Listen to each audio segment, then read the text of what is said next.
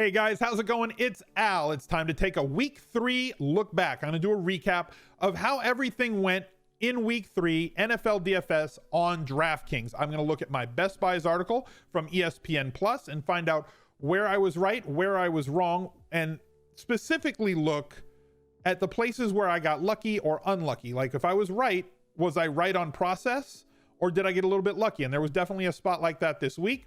Where I was wrong, was my process bad and it's something that I need to correct moving forward? Or is it something where we got unlucky, like a player got injured, or maybe they got a lot of volume but didn't quite get there with the volume that they had, and so we got a little bit unlucky, and there's just nothing you can do. NFL DFS is a very, very high variance game. It's built into it, right? It's why most weeks in my process, I'm always talking to you guys about chasing volume and not touchdowns. Chase carries, chase red zone usage, chase targets, chase the things that are sustainable, because touchdowns are going to be highly variant from one week to the next, from one possession to the next, from one game to the next. So I go after the volume and I let the touchdowns fall where they may, especially if you get the guys that have high red zone usage. And we're going to take a look at all of those things. We're also going to go over how my 5 picks did this week. We're going to take a look at the head-to-head battle, the cage match between myself and FF Hitman. We're going to look at everything that I did last week and see how we did, as well as my head-to-head results and how we were profitable or if we lost money this week. So this is what we do every single Monday. I record these live on stream on twitch.tv/al_smizzle. If you want to watch live, come on over and join us. I'd love to meet you. Other than that, please like this video, subscribe to the channel, and be sure that you ring that notifications bell, because I come out with a ton of content every single day during football season, and I'd hate for you to miss any of it. Let's just get right to it. We're going to take a look really quickly. We're going to go through, well, not really quickly. I kind of take a little bit of a detailed look at my Best Buys article from last week. Here it is. You can find it. Easiest way to find it is either go to the site, search for my name through this little search button right here, or just Google Best Buys week, whatever. It comes out every single Thursday. Number 1 quarterback. I wrote him up mostly because I was tired of not writing him up. Okay, Patrick Mahomes is in play every week, and I might just write that from now on. Under quarterbacks, Patrick Mahomes is in play, period. Move on to the other guys. It feels like a layup, right? Writing up Patrick Mahomes, so I kind of don't want to do it all the time. So there, he's in there, and I basically wrote that. I'm tired of not writing up Patrick Mahomes because he feels too obvious. So Patrick Mahomes, 27 of 37, 374 yards, 3 touchdowns, 30.86 DraftKings points. Guess what, guys? He's good. Dak Prescott, 19 of 32 against Miami, 246 yards, did not get the bonus. 2 touchdowns through the air, both to Amari Cooper, and 2 for 7 on the ground and a touchdown run, giving him 23.5 DraftKings points. We're going to get to that in just a bit. Jameis Winston was in a last spot for so many people. Last chance saloon for Jameis Winston, and he definitely came through with 29.5 DraftKings points, 23 of 37 for 380 yards, 3 touchdowns, only 1 interception. He seems to have an interception pretty much every week, but I don't care as long as he throws multiple touchdowns. He got there for us this week. As for the also interested in columns, Josh Allen, 19.32 DraftKings points, Carson Wentz, 21.7, Kyler Murray, 19.82. Quarterbacks did just fine this week. I think we did all right there. Ezekiel Elliott, 18.9 DraftKings points. And a lot of people are going to say, well, he missed. Okay, he got vultured by that Dak Prescott short touchdown run. He ended the day with 21 total touches, 19 of them on the ground for 125 yards in the bonus, 2 catches on 3 targets for 14 yards, 18.9 DraftKings points. If he scores that touchdown instead of Dak, as I said, there's a ton of touchdown variance involved. He has 25 DraftKings points, and nobody's complaining about Ezekiel Elliott or saying that he didn't pay off.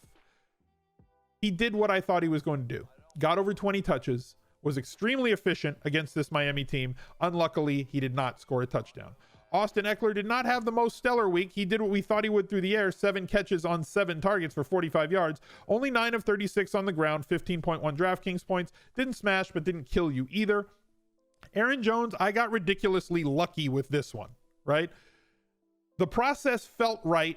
Yes, there was some coach speak. Usually for me, I turn the volume way down on coach speak. I just don't listen to it because we talk a lot about separating the signal from the noise. Coach speak is an awful lot of noise, right?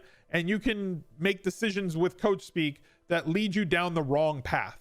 I tend to stay with the math. I tend to stay with the home favored running back who should get a lot of touches. He only got 11 touches this week. He also was not very efficient with those touches this week, with 10 carries for 19 yards and 1 catch for 4 yards on his only target on the day. He ended the day with 15.3 DraftKings points because he bailed us out with 2 touchdown runs. Definitely got lucky here with Aaron Jones. Definitely didn't smash, but didn't kill you either because of the 6.1K price on DK and the 15 points, most of which coming with touchdowns. Christian McCaffrey did Christian McCaffrey things, ended the day with 153 yards rushing, 3 catches for 35 yards with his backup quarterback against Arizona, who were basically just going to play everybody against every single week, regardless of position. Ended the day with 30.8 DK points. Dalvin Cook, absolute smash. 16 carries, 110 yards again, a touchdown again. Caught 4 balls, his most on the season, with 5 targets for 33 yards. 27.3 DraftKings points. Hope you played him. Love to see it. Chris Carson fumbled again. Hate to see it. 5.1 DraftKings points. I had a lot of allocation to him in tournaments. It really dragged a lot of my tournament lineups down. He was very tough to avoid for me, especially with Penny being out. A little bit of fumbleitis. Seemed to lose confidence in the second half, at least according to reports from a lot of the beat writers, and that's why he didn't play down the stretch a little bit. He got back out there and just didn't look like he was ready to play anymore after his 4th fumble in 3 games. Wide receivers, Keenan Allen, crushed faces. 46.6 DraftKings points, 17 targets, 13 catches, 183 yards, 2 touchdowns. Thank you. Yes, please. Kenny Golladay. I think we got a little bit unlucky here, and I'm going to tell you why. 3.7 DraftKings points is horrible. It's really bad. Marvin Jones Jr. did catch a touchdown. I would assume that if Kenny Golladay only had 3.7 DraftKings points against the Eagles secondary, he might have had 3 or 4 targets. He had 8, coming off of 2 straight weeks where he had 9 targets. 8 targets is totally fine. Only 2 catches for 17 yards. I like the process here. I'm going to keep trying to stream players against, or stream wideouts against this Philly secondary. I think we got unlucky here with only 2 catches for 17 yards on 8 targets. I'm okay with that one. Emmanuel Sanders, I didn't embrace the variance here. I don't think we got unlucky here. I think that just Joe Flacco's not good. So ending a day with 4 targets to your most talented receiver going up against Green Bay is probably a big mistake on Joe Flacco and that team's part. Emmanuel Sanders venting his frustration on Twitter after the game, saying that they live in a world of suck right now in Denver. 2 catches, 4 targets for 10 yards and 3 points. I'll take the L on him. Devontae Adams, I moved off of him on Sunday morning. Hopefully you guys were there on Twitch for the Anti-Tinkercast. As we got news with James White sitting out and Rex Burkhead becoming a value, and therefore more targets being funneled to somebody like Julian Edelman. My Golladay exposure went to Edelman. My Adams exposure went to Edelman. I ended up with 40% of him. He was the X factor on the slate. Devontae Adams covered by Harris. They moved him out of the slot. So it just, the week kept getting worse for Adams. 4 targets, 4 catches, 56 yards, 9.6 DraftKings points. Good spot for a bounce back in week 4. However, Mike Evans completely crushed. Hopefully you had some of him. I didn't have enough in my tournament allocations. I had some, mostly in lineups with Jameis Winston. We talk about correlation a lot here. A lot of my Jameis Winston lineups had Mike Evans in them, and a lot of those had Keenan Allen because he was my second highest owned, or he was my second or third highest owned wide receiver on the week. So hopefully you guys had a bunch of that as well. He just went completely ham. 8 catches, 15 targets, 190 yards, 3 touchdowns, 48 DraftKings points. Nelson Aguilar was the layup of the week. I don't know why people faded him, but everybody keeps coming into my mentions, playing 4D chess, telling me how bad a play Nelson Aguilar was. 12 targets, guys. He had 12 targets. He was 3,600. He had 12 targets. Coming off a game where he was 3,000 and had 11 targets. 12 targets.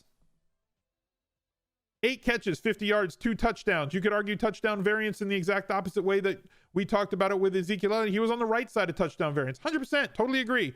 24 DraftKings points.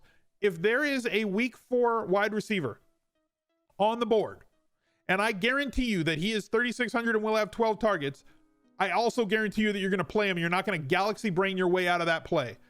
So don't do it retrospectively and tell me how lucky we were with Nelson Aguilar that he got there and, you know, you're a donkey for playing him. No, you're a donkey for fading him. I'm sorry. Zach Ertz. 5,700 didn't really come through, but every single one of our tight ends this week had double-digit points. 10.4 for Zach Ertz, 4 catches, 7 targets, 64 yards, no touchdowns. Greg Olsen, for only 3,700 on DraftKings, 25.5 DraftKings points, 6 catches, 7 targets, 75 yards, 2 TDs. George Kittle, 11.7 points, 6 catches on 8 targets. We knew that target count and catch count would bounce back. 57 yards for him. Evan Engram caught that long touchdown, turning his day from a good day, an okay day, into an absolute smash day. Got you the bonus with 113 receiving yards, 6 catches on 8 targets for 1 touchdown, 26.3 DraftKings points. Defenses, Patriots had 11, 49ers had 1 interception, a fumble, 2 sacks for 7. The Chargers D were my favorite value defense, 1 fumble, 2 sacks. Let's take a look at what my cash game lineup ended up being. Kyle Allen became a play later in the week. This is a 4-man from the Daily Fantasy Edge podcast. If you don't subscribe to that podcast, why? You should. Comes out every single Thursday. It's available wherever you download podcasts. Go subscribe to it. Please leave us a review if you haven't already. Would greatly appreciate that. Kyle Allen was 4K. Way too cheap relieving Cam. That came out after Best Buys came out. So obviously Kyle Allen at 4K was kind of a layup in cash against the Cardinals, who we're going to stream everything against repeated. We're just going to do that every week. Get yourself in the mindset. Cardinals are on the board. If they're playing and they're not on bye and they're on the main slate, we're playing players against the Cardinals. Love it. Every single week. Do it. Dalvin Cook was my secondary. Ezekiel Elliott was my primary running back. Nelson Aguilar, the layup. Keenan Allen, talked about Julian Edelman, how he became a play. He was the X factor. He became a play in the morning after James White was ruled out because of baby. Greg Olsen, right there from Best Buys. Chris Carson, he was the flop, and Chargers D. So essentially every single play except for Kyle Allen, who became a late week play, and we talked about him on the Anti-Tinkercast. Very important for you guys to go to Twitch and join us on Sunday mornings, 45 minutes before lock, where we go over all the things that have changed from all the content that I put out on the week, and you can ask me questions all the way up until lock for the final 45 minutes right before kickoff. And Julian Edelman, who became in play there as well. 195.94 points for my cash game lineup this week. I went 121-4 in my head-to-heads. If you were one of the 4 people who beat me this week, congratulations. You guys must have smashed, because I had myself a pretty good week in daily fantasy across all the sites that I play on, especially on DraftKings. Hopefully you had a good week too. I went 3-2 as promised. 1-4 in week 1, 2-3 in week 2, 3-2 in week 3. Gonna go 4-1 in week 4 and 5-0 in week 5. Told you that was coming. Right? Predicted the future correct. I had the Titans wrong. We got the Saints +4. We got the Steelers +6.5. Lost the Cardinals +2.5 at home. And we nailed the Detroit Philly over.